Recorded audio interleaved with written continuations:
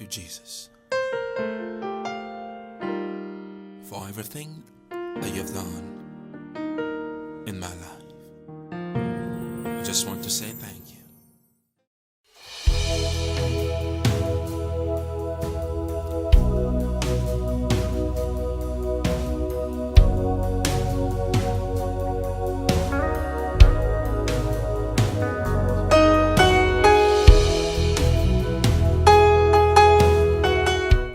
Ce matin, nous avons un homme de Dieu qui est avec nous. Il est missionnaire. C'est lui qui est chargé d'aller en France, mais précisément dans la ville de Lyon. Il est donc le pasteur de mon fils, Joël, que vous connaissez, Nathan Jean Joël. Et il a déjà fait plusieurs tours à Lyon dans le but déjà de prospecter. Il est donc revenu au pays, mais étant de passage à Abidjan, c'est avec joie qu'il a accepté d'être avec nous et surtout de partager avec nous la parole de Dieu. C'est un très bon frère qui aime aussi le Seigneur et il a un très bon témoignage, ce que nous avons reçu aussi déjà de Lyon avec ce qu'il a commencé à faire, les bases qu'il a commencé à poser. Il est déjà en train de faire une très belle œuvre. Aujourd'hui, il est présentement à Yamoussoukro auprès du pasteur J. Michel, qui est aussi un promotionnaire et un collègue. Et c'est avec lui donc qu'il est présentement. Voilà. Je voudrais appeler ici le pasteur qui s'appelle Nte Oria Shadrach. Il va venir. Que Dieu réponde sa grâce sur lui. Ce nom vous dit quelque chose? Shadrach, Meshach, Abednego. Donc il a vécu l'époque ancienne. Et là, il vit maintenant dans le présent. Mais avec toute la force et la âme du passé, il va vous convaincre dans le présent qu'on peut vivre encore le Seigneur. Amen. Gloire à Dieu. Voilà, c'est avec joie que je vous salue, chers frères et sœurs, dans le nom de Jésus. Et je voudrais exprimer toute ma gratitude au berger principal de cette assemblée et à tout son conseil, le pasteur Guadio, qui m'a fait l'honneur de m'inviter, étant des passages ici à Abidjan, de partager ce merveilleux culte de louange et d'adoration avec vous. Alors j'ai accepté volontiers de partager ce culte. Et je bénis le Seigneur pour cette opportunité qu'il nous donne ce matin aussi de prendre la parole devant vous.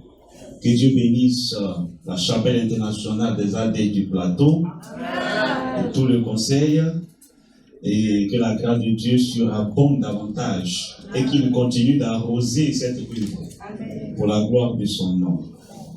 Amen. Cela dit, je voudrais vous inviter à suivre avec moi une très longue lecture. Ça, je vous préviens. La lecture sera très longue, mais nous ferons l'effort d'aller à l'essentiel. Et justement, c'est un texte que vous maîtrisez bien, que vous connaissez bien, une histoire que vous connaissez bien. Si vous avez trouvé, je lis. Ah, d'accord. L'histoire de David contre Goliath. 1 Samuel 17. Nous lirons du verset 1 au verset 10. Le verset 25 et le verset 16 et le verset 25, le verset 37 et le verset 45. 1 Samuel chapitre 17, nous lirons du verset 1 au verset 10, nous lirons les versets 16 et les versets 25, verset 37 et nous terminerons au verset 45. Si c'est trouvé, je fais la lecture. Il s'agit bien de l'histoire de David contre Goliath. Les Philistins réunirent leurs armées pour faire la guerre et ils se rassemblèrent à Soko qui appartient à Juda. Ils campèrent entre Soko et Azekah, à Éphèse d'Amim. Verset 2. Saül et les hommes d'Israël se rassemblèrent aussi. Ils campèrent dans la vallée des Térébintes et ils se mirent en ordre de bataille contre les Philistins. Les Philistins étaient vers la montagne d'un côté et Israël était vers la montagne de l'autre côté. La vallée les séparait. Verset 4. Un homme sortit alors du camp des Philistins et s'avançant les deux armées. Il se nommait Goliath. Il était de Gath. Et il avait une taille de 6 coudées et un empan, plus de 2 mètres. Sur sa tête était un casque d'airain. Et il portait une cuirasse à écailles du poids de 5000 cycles d'airain. Ça fait 57 kg. Il avait aux jambes une armure d'airain et un javelot d'airain entre les épaules. Verset 7. Le bois de sa lance était comme une ensouple tisserand. Et la lance pesait 600 cycles de fer. Celui qui portait son bouclier marchait devant lui. 600 cycles de fer, ça fait 7 kilos. Le Philistin s'arrêta et, s'adressant autour d'Israël rangé en bataille, il leur cria: pourquoi sortez-vous pour vous ranger en bataille? Ne suis-je pas le Philistin? Et n'êtes-vous pas des esclaves de Saül? Quelle injure, c'est moi qui ajoute ça. Choisissez un homme qui descende contre moi. Verset 9. S'il peut me battre, qu'il me tue. Nous vous serons assujettis. Mais si je l'emporte sur lui et que je le tue, vous nous serez assujettis et vous nous servirez. Verset 10. Le Philistin dit encore, retenez bien ce qu'il a dit: je jette en ce jour un défi à l'armée d'Israël. Donnez-moi un homme et nous nous battrons. Venons au verset 16. Le Philistin s'avançait matin et soir et se présenta pendant 40 jours. Venons au verset 25. On me suit? Chacun disait: avez-vous vu s'avancer cet homme? C'est pour jeter à Israël un défi qui s'est avancé. Si quelqu'un le tue, le roi le comblera des richesses. Il donnera sa fille et il affranchira la maison de son père en Israël. Et puis, on vient au verset 37. Là, c'est David maintenant qui déclare. David dit encore, parce que Saül a dû le décourager, et que David ne va pas se laisser décourager. David dit encore, c'est la suite de la conversation entre lui et puis Saül. L'Éternel qui m'a délivré de la grippe du lion et de la patte de l'ours me délivrera aussi de la main de ce Philistin. Et Saül dit à David: va, que l'Éternel soit avec toi. Enfin, le verset 45. David dit aux Philistins: tu marches contre moi avec l'épée, la lance et le javelot, et moi, je marche contre toi au nom de l'Éternel des armées, du Dieu de l'armée d'Israël que tu as insulté. Et là, on peut dire Amen. Amen. Que Dieu donc bénisse le coup de sa parole. Amen. Dans nos cœurs. Alors, chers frères et chères sœurs, au regard de ce texte, de cette belle histoire, cette histoire de David contre Goliath, que nous connaissons bien, même les gens du monde connaissent bien l'histoire, même si parfois ils tronquent un peu cette histoire. Et ils ironisent sans forcément comprendre le fond et le contexte. Pour nous, ça a un sens. Et donc, à travers cette belle histoire, je voudrais nous inviter autour de cette pensée. Tu peux relever le défi. Amen. J'ai dit, tu peux relever le défi. Et si Dieu est assis sur son trône, et il est assis sur son trône, d'éternité en éternité, il est assis sur son trône. Si tu crois qu'il est assis sur son trône, crois aussi que tu peux relever le défi. Et justement, c'est parce qu'il est assis sur son trône. Cela doit te galvaniser à comprendre que si le Seigneur des armées est assis sur son trône, c'est que moi, je peux relever le défi. Ah oui, chers frères. Avant d'en arriver, voyons un peu de quoi il s'agit.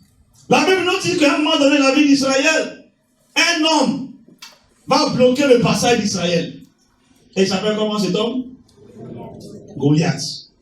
La Bible nous a décrit sa morphologie, mais aussi toute l'armure qu'il avait. Et le texte nous dit que cet homme va défier Israël, mais plus encore, il va aller très loin. Il va même défier Dieu, si vous voulez, Parce qu'il va défier l'armée de Dieu. Il va insulter Israël, mais il va inciter Dieu. Quelle audace. Bon, si on va appeler ça audace, mais vraiment. Je ne pense pas que ce soit de l'audace. On peut dire effronté? Non. Mais il va aller très loin. Et la Bible nous dit que pendant combien de jours il a fait cela? 40 jours. Et la Bible dit qu'il a fait seulement cela à midi ou bien matin seulement. Matin et soir. Ça veut dire, pendant 40 jours, ça fait 1 mois 10 jours. Regardez, pendant 1 mois 10 jours, quelqu'un vient et te chute. Et ça va. Il se repose, il dort, il mange. Le matin, il vient. Pendant 40 jours.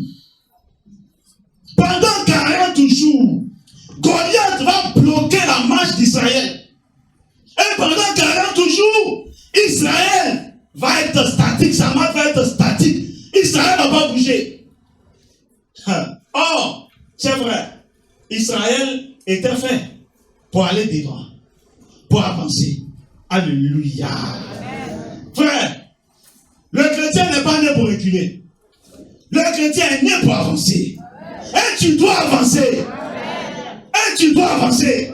Malgré Goliath qui est en face de toi, quels que soient les défis qu'il va te lancer, toi tu dois avancer. Tu ne dois pas reculer. Tu ne dois pas reculer. Ce géant va faire reculer Israël pendant 40 jours. Personne ne pourra avancer. Quand Goliath avance, ça recule. Vous suivez bien?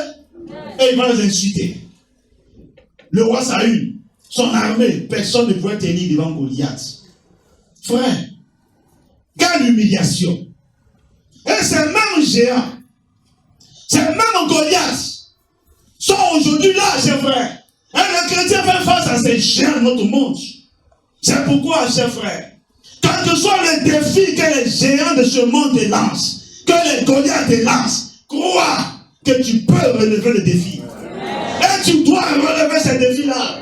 Quel que soit ces défis, frère, que ce soit la maladie qui depuis des années te fatigue et qui des années te font pleurer, sache que tu peux relever le défi de la guérison. Que tu peux être guéri. Quel que soit le défi que tu lances ou que tu as lancé, c'est Goliath. Ou même que ces géants de ce monde ont lancé à ta famille depuis des années. Frère, sache que tu peux relever ces défis. L'Église du Seigneur, dans ces temps de la fin, dans ce 21e siècle, fait face à plusieurs défis. Le défi de la mission, le défi de la conquête des âmes, le défi de la conquête des territoires que nous avons laissés à cause de notre vie. Beaucoup de défis sont devant nous. Chacun de nous, en tant qu'Église aussi, communauté, chers frères, nous faisons face à plusieurs défis. Et ces géants-là, hier c'était Goliath, mais aujourd'hui ces mêmes Goliath ont plusieurs visages. Et ils nous lancent plusieurs défis. Le défi du travail. Il y a beaucoup de défis, chers frères. Et chacun de nous, personnellement, c'est le défi qui lui a été lancé. C'est le géant qui se présente devant sa vie et qui fait qu'il n'avance pas. On vient à l'église, on chante, on loue le Seigneur, on est en joie. Mais quand on retourne à la maison, on pleure. Quand on pense à ce géant qui est devant moi, comment je vais faire? Depuis là, ça n'avance pas. Ma situation n'évolue pas. On commence à réciter. Et ça fait qu'on recule, on régresse spirituellement. L'intenteur de la Sainte Seine a parlé de ces choses. Il nous a dévancé, chers frères. Et c'est une réalité que nous vivons. Et que nous vivons. Du coup, notre vie spirituelle devient une vie spirituelle asséchée, entre guillemets morte. Alors, mais quand nous venons dans la présence du Seigneur, on est heureux. On est en joie, on chante, on danse. Mais quand on sort de l'église, du temple, et qu'on pense à ce géant, on n'arrive même plus à prier. On n'arrive même plus à prier. On n'arrive même plus à prier. Même plus à gérer. Parce que quand on pense à ce que nous allons vivre, à ce que nous vivons, et à ce que nous allons vivre, avec ces géants, qui depuis malgré nos prières, mais ça est là, et ils avancent toujours, mais on n'évolue pas. Et notre vie spirituelle n'évolue pas, ne progresse pas. On fait 1 an, 10 ans de vie chrétienne, c'est la même chose. Qu'il n'en soit pas ici. Car le Seigneur est assis sur son trône. Et comme il a assis son trône, et que sa puissance n'a pas varié d'un seul iota, son amour n'a pas changé pour nous, chers frères. Nous devons croire que nous pouvons relever le défi. Quel que soit le géant et quel que soit le défi qui nous est lancé. Israël, pendant 40 jours, ne pouvait pas avancer. Parce qu'en face, il y avait un géant qui lui avait lancé un défi. Et quand aussi tu regardes le monsieur, depuis sa corpulence, en passant par son armure, tu dis, lui là même, là, c'est quel homme? Depuis quand un homme est comme ça. Mais regardez, de nature, on sait que ce sont des armées qui se défient entre elles l'armée. Mais regardez ici, un homme qui défie toute une armée. C'est impensable. Un homme qui défie une armée. Or, ce sont des armées qui se lancent des défis entre armée à armée. Mais un homme, un individu seul, lui seul, il se lève et il défie toute une armée ou l'armée de toute une nation. C'est impensable. Ça veut dire, quand toi-même tu le regardes, tu dis, ah non, si quelqu'un seul se lève et puis défie une armée, ça veut dire non, c'est que lui là, c'est pas la peine de l'affronter. Je me suis dit, mais certainement, peut-être c'est ce qui a fait que les autres, en fait, Israël et tout son armée ont eu peur. Parce que c'est des choses qu'ils n'ont jamais vu. Israël est une armée forte. Ils ont affronté beaucoup d'armées dans le temps. Avant d'en arriver là. Alors, chers frères, avant de voir les moyens dont a disposé David, qui lui ont permis de faire face au défi de Goliath, voyons ce que c'est que le défi, brièvement. Voyons ce que c'est que le défi. C'est juste un rappel, c'est des choses que vous savez. Alors, selon ce que nous avons pris dans le dictionnaire et dans le contexte biblique, nous disons ceci. Le défi, c'est d'abord braver quelque chose de dangereux.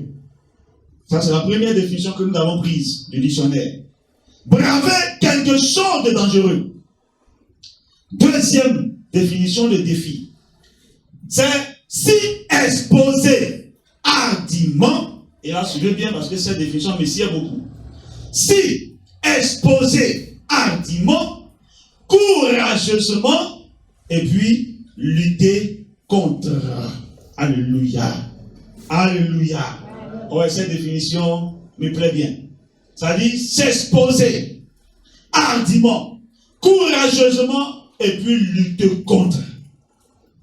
Enfin, le défi, c'est se croire capable de réussir. Se croire capable de réussir. Et David s'est cru capable de réussir face à Goliath. Si tu te crois capable de réussir, tu réussiras. Amen. Si tu te crois capable de relever les défis, quel que soit le géant, tu releveras les défis. Amen. Ah oui, David s'est cru capable de réussir. Ah oui. Et on peut dire, David a relevé le défi face à Goliath. Pas toute une nation, malgré leur âge, leur expérience, mais David le petit, il s'est cru capable. Il n'a pas regardé à lui David, mais il a regardé à celui qui a assis sur le trône d'éternité en éternité. Alors, si David a relevé le défi, chers frères, c'est qu'il s'est servi de certains moyens. Voyons donc les moyens dont a disposé David afin de relever le défi. Les moyens dont a disposé David. Et ces mêmes moyens, le Seigneur nous les donne. Car, chers frères, il y a des choses que Dieu ne fera pas à ta place. Non. Il y a des choses que Dieu ne fera pas à notre place. Parce qu'il nous a donné les moyens déjà de le faire. Non. Sinon, pendant que Goliath insultait Israël et incitait lui-même Dieu, il pouvait envoyer un ange.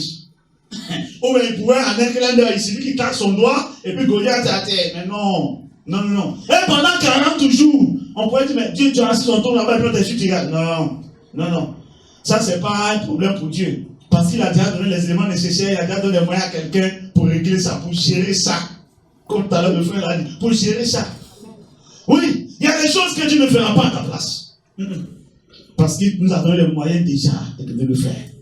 Voyons les moyens dont a disposé David afin de réussir, afin de relever le défi face à ce géant. Le premier moyen, c'est ce que nous avons lu au verset 37. Mais ça commence au verset 32. Où David va se lever et va venir dire à Saül. Au verset 32 jusqu'au verset 37. C'est à cause du temps que j'ai pris le verset 37. Parce que le verset 37 est comme la conclusion de ce qui a commencé au verset 32 entre lui et puis Saül. Quand David va aller, il va dire, mais attends, cet homme-là, depuis des jours, et il nous fait insulte et insulte. Oh, David était le plus petit, il allait voir sur le champ de bataille. Son père l'a envoyé pour voir ses frères qui étaient au front. Et il va être écœuré, il va dire non, c'est pas possible, trop c'est trop. C'est ainsi que David va aller voir Saül. Et dit au verset 32, que personne ne se décourage à cause de Philistin. Ton serviteur ira se battre avec lui. Et c'est ensuite que Saül a tenté de le dissuader pour le décourager, ainsi de suite. Et c'est ainsi qu'au verset 37, David va dire, l'Éternel qui m'a délivré de la griffe du lion et de la botte et de la patte de l'ours, me délivrera aussi de la main de ce Philistin. Et Saül va capituler enfin. Il va dire, va, que l'Éternel soit avec toi. Alors, chers frères, de ce fait, nous disons, je dis que le premier moyen que David qui a aidé David à relever le défi, c'est la foi agissante. Sa foi agissante. Je n'ai pas dit sa foi simplement, non. Mais j'ai dit la foi agissante. La foi agissante, c'est vrai. Si nous voulons relever les défis, et nous devons relever les défis face aux géants de notre monde, ou de notre vie, chers frères, il nous faut nous servir de la foi agissante. Notre foi ne doit pas être une foi morte. Non, notre foi doit être une foi agissante. C'est-à-dire une foi en action. Une foi qui prend des risques pour Dieu en se basant sur la parole de Dieu. Non pas une foi morte. La foi ne doit pas être morte. J'ai la foi. Et j'ai la foi. Mais face aux géants Goliath, on pleure. On pleure ce matin, midi, soir. Non. Non et non. Tu dois avancer. Parce que non seulement tu as la foi en Christ, ça, selon Ephésiens chapitre 2, verset 8 à 9, mais tu dois mettre ta foi sur la parole de Dieu. David s'est rappelé de ce que Dieu a fait pour lui déjà. Face aux ours, face aux lions, comment Dieu s'est servi de lui. David va se dire, le même Dieu qui m'a fait faire ça, il est encore assis sur son trône d'éternité en éternité. Il n'a pas changé. Et il va dire à Saül, quand j'étais derrière les ours, voilà. Saül va dire, va. Parce que Saül a vu la foi de David. Saül a vu que David tenait à sa chose. Et que sa foi était en action agissante. Chers frères, notre foi doit être en action. Et aujourd'hui, ce qui est un peu dommage, nous sommes des chrétiens. Nous n'avons plus cette foi. Souvent, on le sent, on le lit, mais on ne le vit jamais. La foi que les Daniel. Les qui? Les Meshach. Abednego et puis moi. On a eu. Parce que le don a dit. Et puis moi, Shadrach, on a eu. Il n'y a plus cette foi aujourd'hui.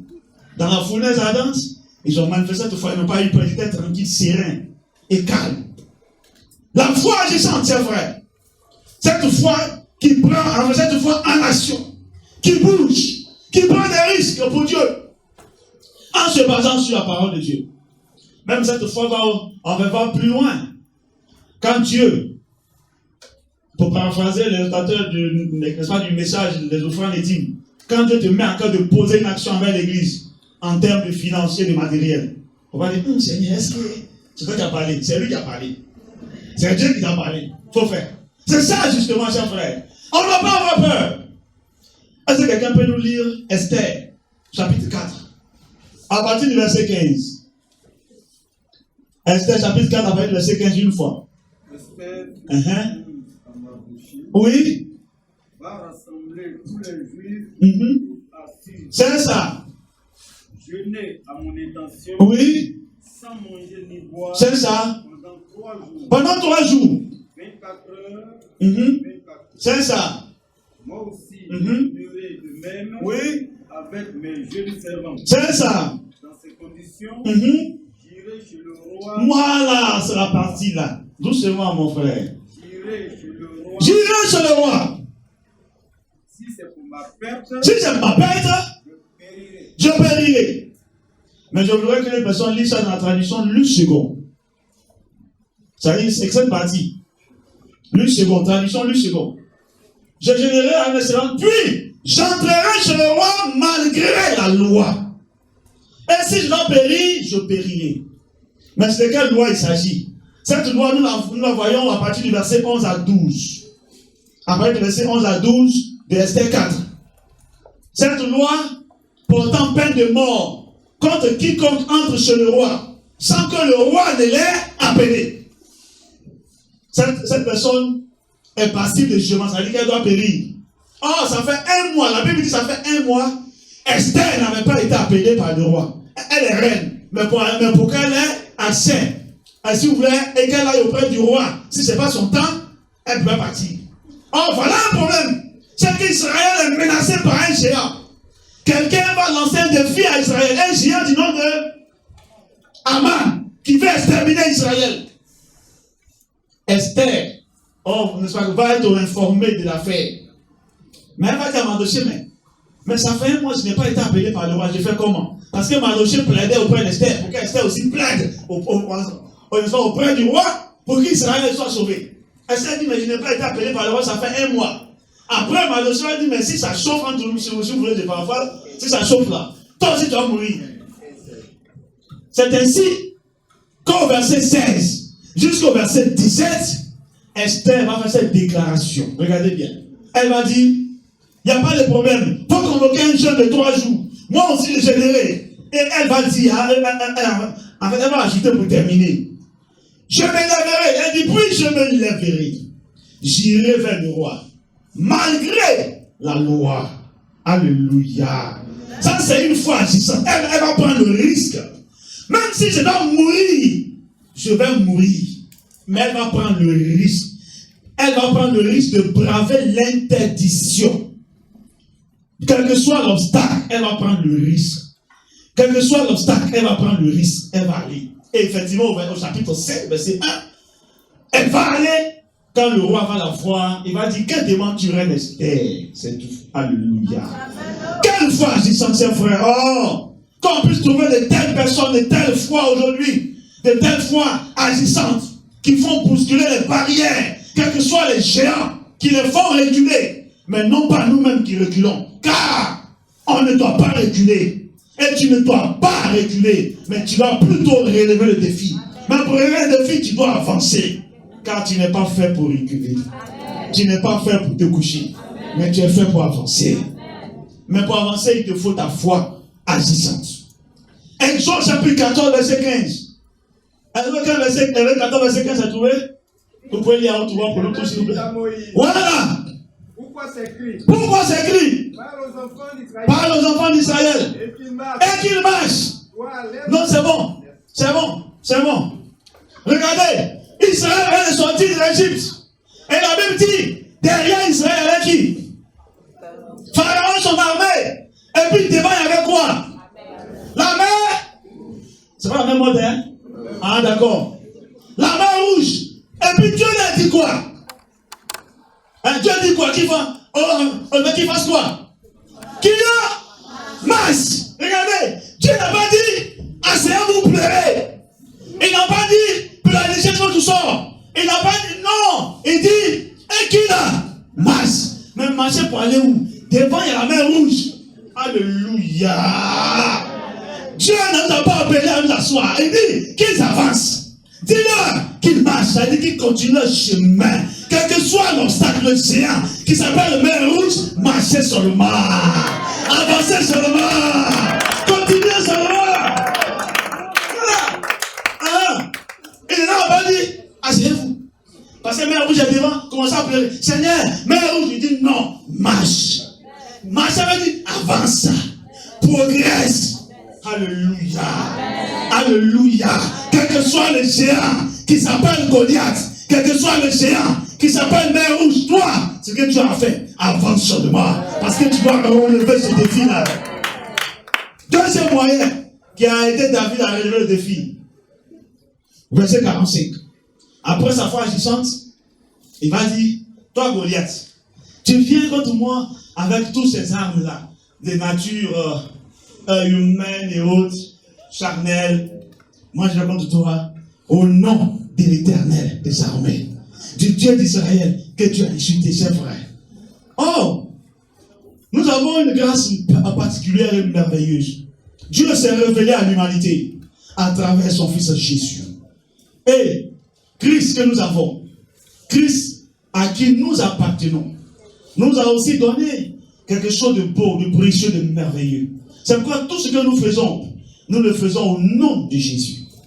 Et le nom de Jésus doit constituer pour le chrétien une tour, un bouclier, une forteresse, chers frères. Oui, mais combien de fois nous jouons avec ce nom? Nous, parfois je me dis, parfois nous ne connaissons pas la valeur du nom de Jésus. Non seulement la valeur de son sacrifice, et comme on ne connaît pas la valeur de son sacrifice, on bafoue même la valeur de son nom. C'est vrai. Le nom de Jésus est un nom précieux. Le nom de Jésus est si doux. Ce Dieu des armes le courroux. Il nous appelle au rendez-vous. Précis, écoutez bien, précis le nom de Jésus.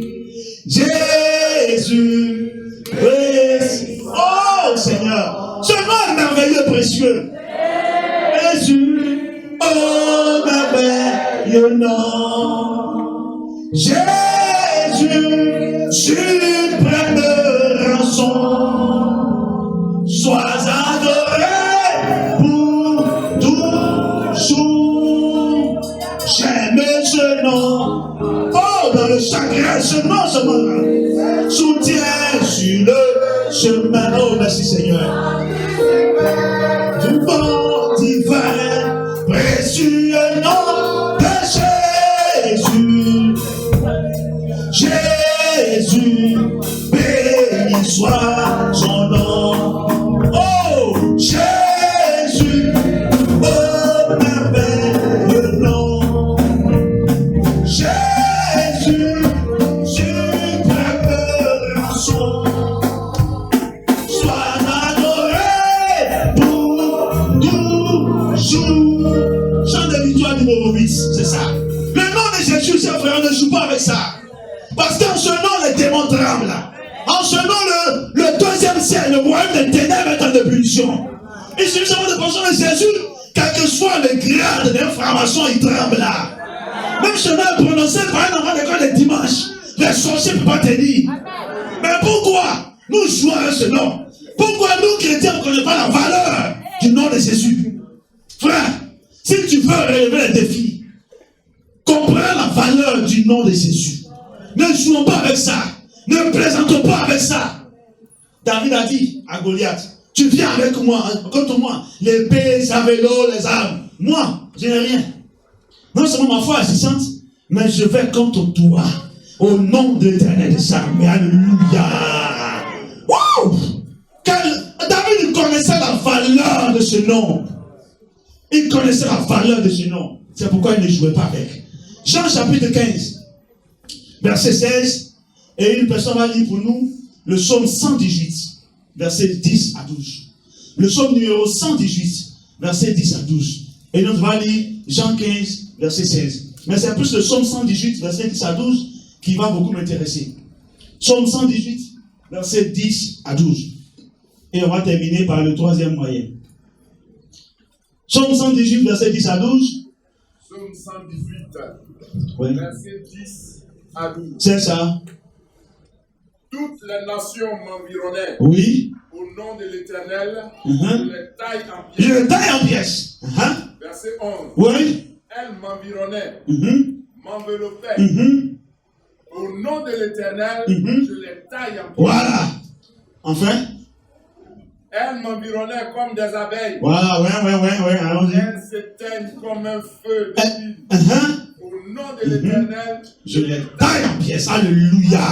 Et nous disons, au nom de Jésus, je les taille, je les brise, je les chasse. Et je les fais reculer. Je les fais reculer. Je les fais reculer.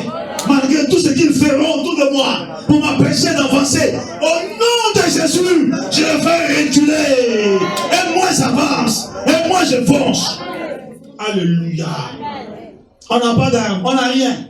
Nous, c'est seulement par le nom de Jésus.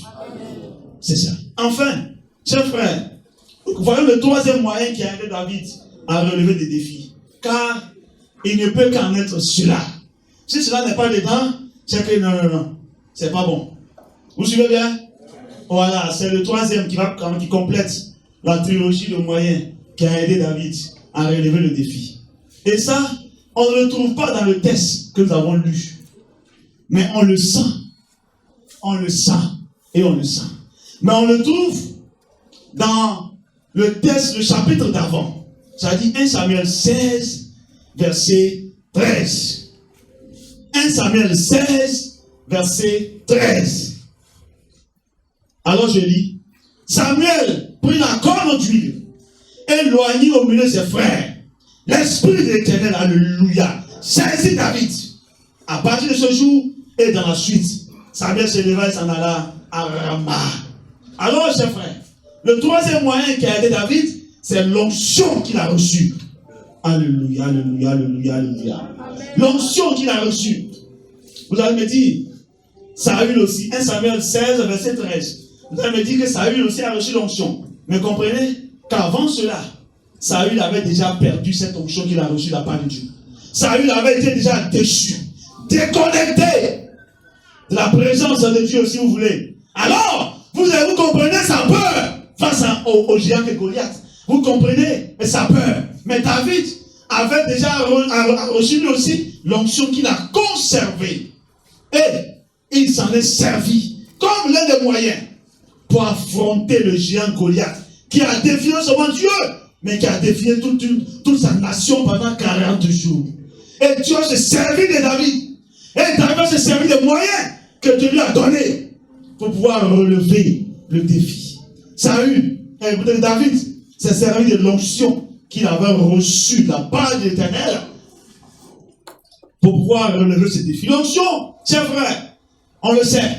C'est un rappel. L'onction nous communique la force, l'autorité spirituelle. C'est-à-dire nous agissons avec Dieu par le nom de Jésus, de sorte que nous sommes vus même par les démons. Alléluia. Quand le démon dit dans Acte 19, je connais Jésus, je sais qui est Paul. Vous suivez bien? Vous suivez bien? Si c'est Jésus, on dit Jésus est Dieu, il n'y a pas de problème, mais Paul n'est pas Dieu. Paul est homme, homme comme vous et moi. Si c'est Jésus, on dit, bon, il a été homme sur la terre, mais il est Dieu, oui. Mais il dit, je connais Jésus, mais je sais qui est Paul. Il dit, il sait qui est Paul. Or, pourtant, Paul est un homme comme nous. Un homme qui a reçu le Christ, qui est né de nouveau, comme vous et moi.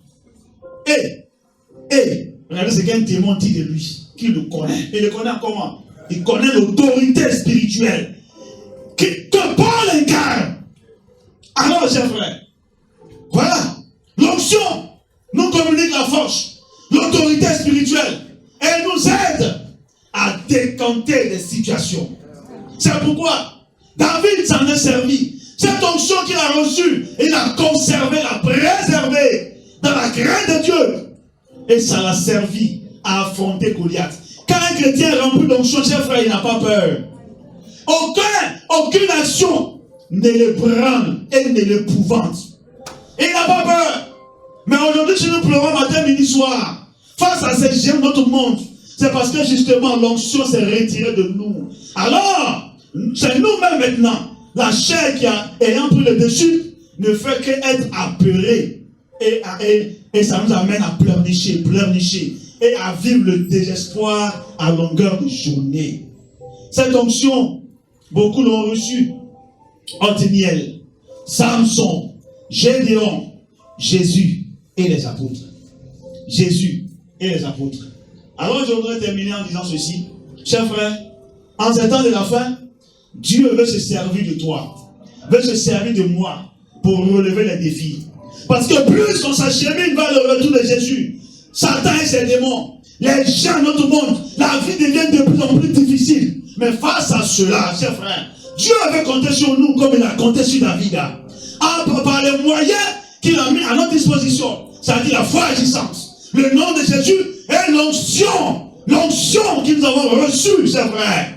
Cette onction que nous avons reçue de lui doit nous servir à relever les défis. Quelle que soit la taille du défi, quelle que soit la longueur du défi, quelle que soit la hauteur du défi, quelle que soit la marque du défi, chers frères, sache que le Dieu qui a son trône est capable. Et en son nom, tu es capable de relever le défi. Et tu dois relever le défi. Tu ne dois pas reculer. Tu dois avancer. Tu dois avancer. Tu dois avancer. Tu dois avancer. Est-ce qu'on peut se lever, s'il vous plaît? Vous se lever, s'il vous plaît. Nous allons prier le Seigneur. Chacun de nous fait un défi. Tu connais les défis auxquels tu es confronté, qui menacent ta vie et la vie de ta famille chaque jour, qui te fait pleurer. Est-ce l'échec? Est-ce les deuils à répétition? Les funérailles à répétition, chers frères? La mort qui plane, qui menace, l'échec. Oh, chers frères, chacun de nous, alors nous allons ensemble prier le Seigneur. Dis Seigneur, trop c'est trop. Trop c'est trop. David a affronté Goliath en face. Trop c'est trop. Trop c'est trop. Ensemble nous prions, s'il vous plaît. Ensemble nous prions, s'il vous plaît. Hier, c'était le géant qui t'avait menacé. Mais ce matin, toi-même, tu as menacé le géant.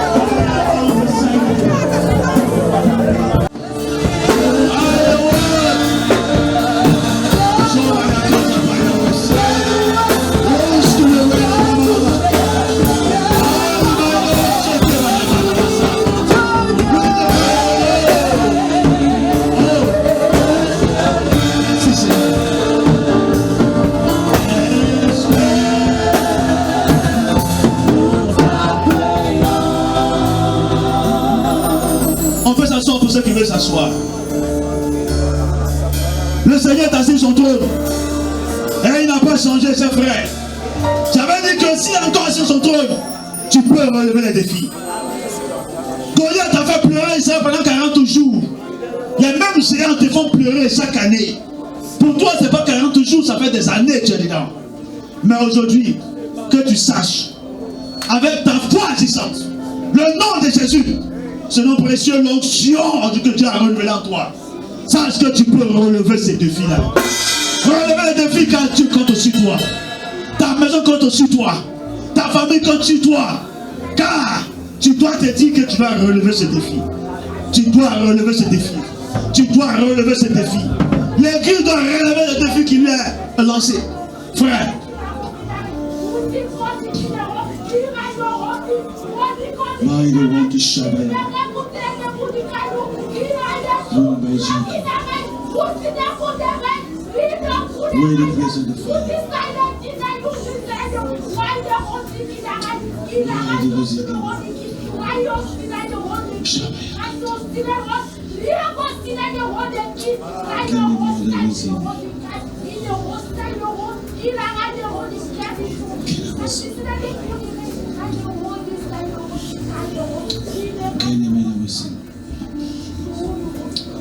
Tu es Yahvé, tu es Yahvé.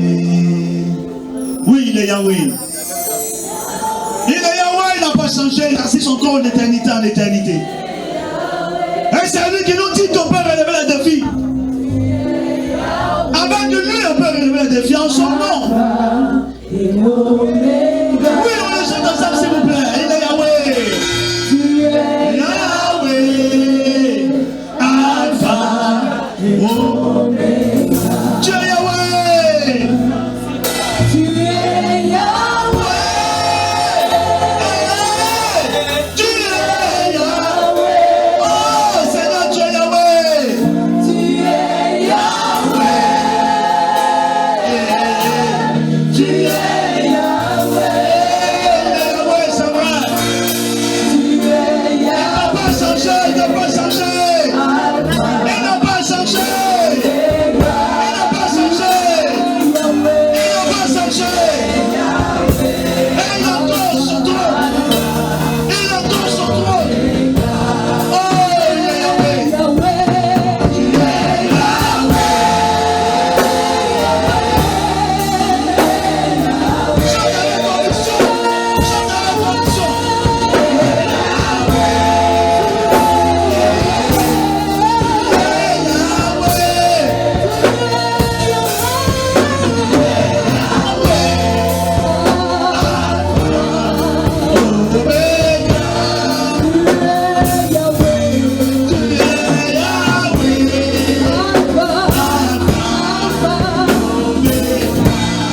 Encore une fois.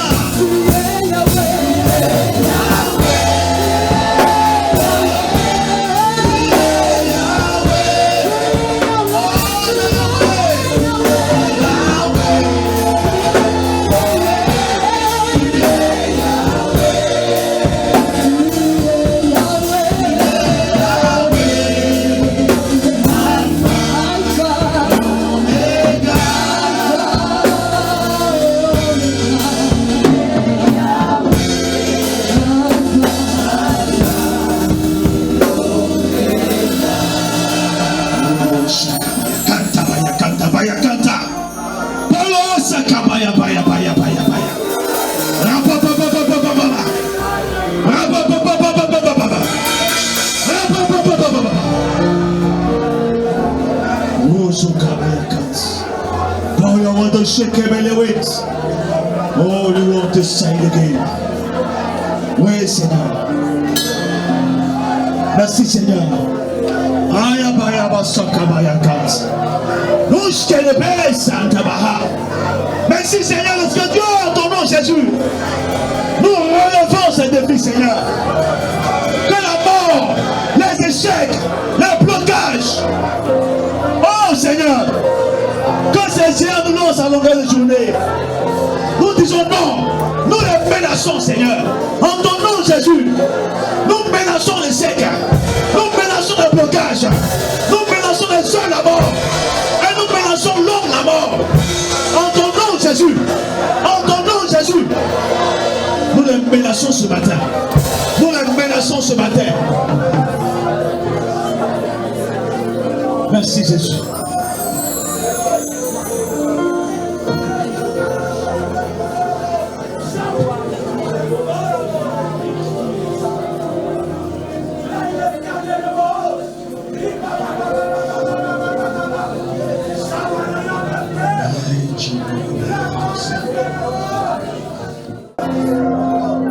Qui es-tu, grande montagne?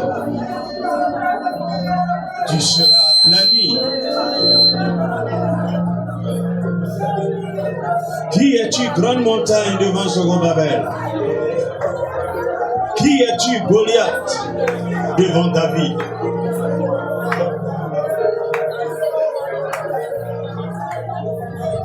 Ton Dieu est tout puissant. C'est lui qui relève le défi. C'est lui qui ordonne. Dieu ne te mettra jamais devant un défi que tu ne peux pas relever.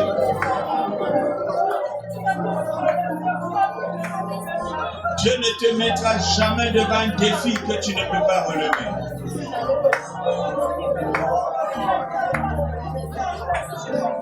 Devant le défi de Goliath, Dieu avait prévu un David. Sois le David de Dieu pour sauver tout un peuple. Sois le David de Dieu, celui que Dieu a préparé dans le secret, celui que Dieu a équipé. Comme il disait à Gédéon, va avec la force que tu as. David n'a pris que 5 pierres dans un torrent et avec une fronde. Qu'est-ce que tu as? Il y a peut-être des méthodes qui n'ont pas marché, comme les armures de Saül. Ce que tu as dans la main aussi faible, c'est certainement le moyen par lequel Dieu veut vaincre ton Goliath. Il y a des grandes méthodes que tu ne pourrais pas comprendre, que tu ne peux pas supporter. Des méthodes que tu ne pourras pas mettre en pratique. Mais il y a des simples choses dont tu es habitué, dont tu connais, que tu peux manipuler.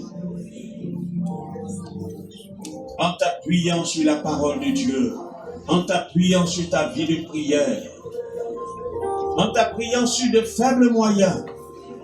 Mais Dieu relève le défi avec le faible moyen. C'est le même David qui dira, les uns comptent sur leurs chevaux, d'autres sur leurs chars. Mais il dit, nous comptons sur l'Éternel des armées. Il est avec toi. Paul dit, s'il est avec nous, qui peut contre nous? Qui peut contre toi? Oh, il a toujours été à côté de toi. Il a toujours marché avec toi. Peux-tu sentir sa présence ce matin? Sa présence qui t'accompagne? Sa présence au moment où tu es devant ce défi? Il est là avec toi. C'est lui qui te donnera la pensée, l'orientation nécessaire. Compte sur lui, écoute-le.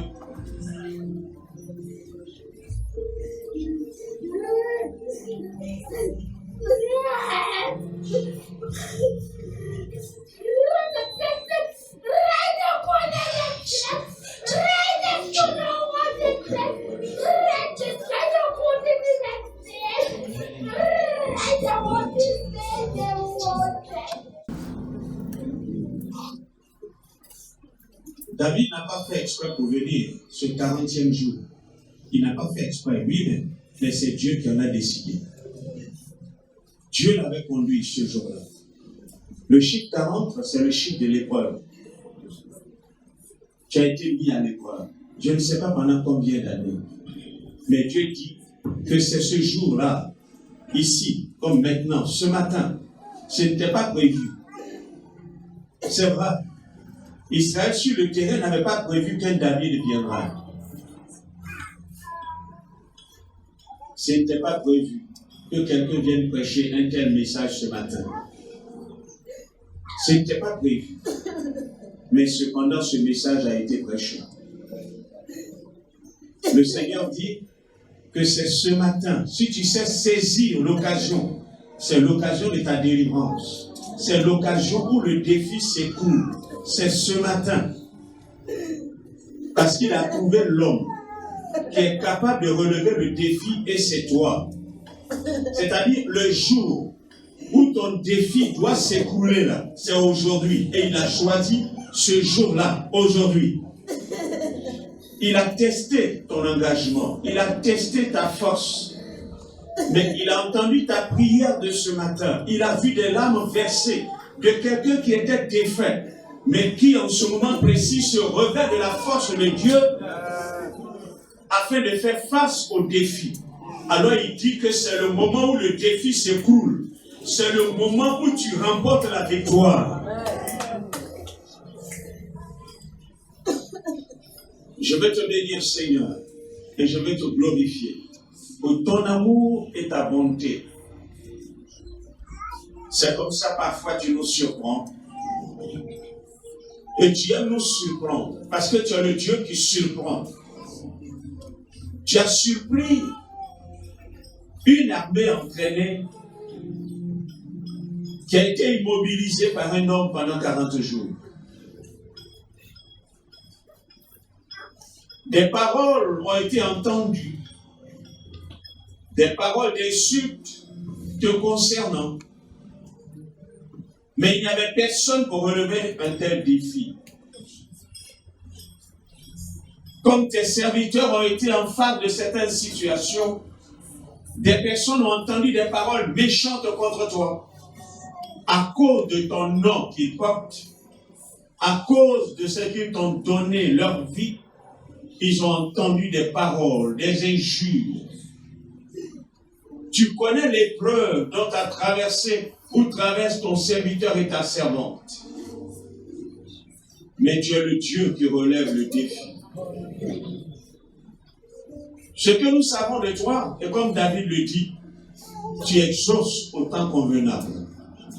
Tu as jugé le temps convenable où ce soit une faible créature comme David, mais préparé avec ton onction qui vient afin de décanter une situation. Je t'en supplie, revêt de ta force la faible personne qui a versé des larmes devant la situation qui s'est imposée à elle. Revêt de force ce matin à cette faible personne qui n'avait pas les ressources pour se tenir debout, pour faire face à l'adversaire. Viens équiper de la force, mais de la puissance d'en haut, parce que c'est toi qui équipes tes serviteurs. De ceux qui relèvent les défis, c'est toi qui les revêts de ta force, tu les revêts de ton armure invisible que les hommes ne peuvent découvrir. Alors revêt ton serviteur, ta servante, de courage, de force, de zèle, par ta présence, celle de ton onction. Pénètre sa faiblesse, pénètre son corps affaibli, pénètre ses membres qui ne peuvent plus tenir, pénètre son âme découragée, viens apporter un dynamisme et un courage pour la relever au nom de Jésus. Parce que Seigneur, tu as équipé ton serviteur, ta servante, c'est l'heure de la victoire. L'heure de la victoire a sonné. Alors nous croyons que en ton nom, parce que tu as équipé, parce que tu as fortifié, parce que tu manifestes ta présence, nous déclarons la fin du combat, nous déclarons la fin du défi, parce que tu la remportes avec ton serviteur au nom de Jésus. Quels que soient les ordres de démons, quels que soient les ordres d'hommes qui se sont rangés en bataille, tu ferais un chemin au milieu de ces hommes. Ils sont défaits, nous les taillons en pièces et nous déclarons la victoire sur la vie de quiconque ici devant un défi au nom de Jésus. Nous déclarons une couronne Parce que la victoire est remportée sur le terrain de la bataille. Une couronne sur la tête de ta servante. Une couronne sur la tête de ton serviteur. Parce que les murailles s'écroulent. Les montagnes se déplacent. La victoire est remportée. Et nous la déclarons. Nous la déclarons. Nous la déclarons. À quiconque veut l'entendre. Nous la proclamons. Parce que l'Éternel a remporté la victoire. Nous le crierons sur les toits. Nous le crierons sur les toits. Nous le crierons dans les rues. À quiconque veut nous entendre. Dieu est le vainqueur. Dieu est le vainqueur. Il remporte la victoire pour son peuple. À toi seul soit la gloire. À toi seul soit l'honneur ce matin. Merci Jésus. Honneur à toi. Je vais particulièrement te prier pour ce couple qui est devant une difficulté depuis des années. Pour l'épreuve que ce couple traverse, tu connais leur douleur. Tu connais toutes les difficultés dont ils sont en train de traverser. Tu connais leur angoisse. S'il te plaît, visite-les. Seigneur, rends leur visite et que leur situation change.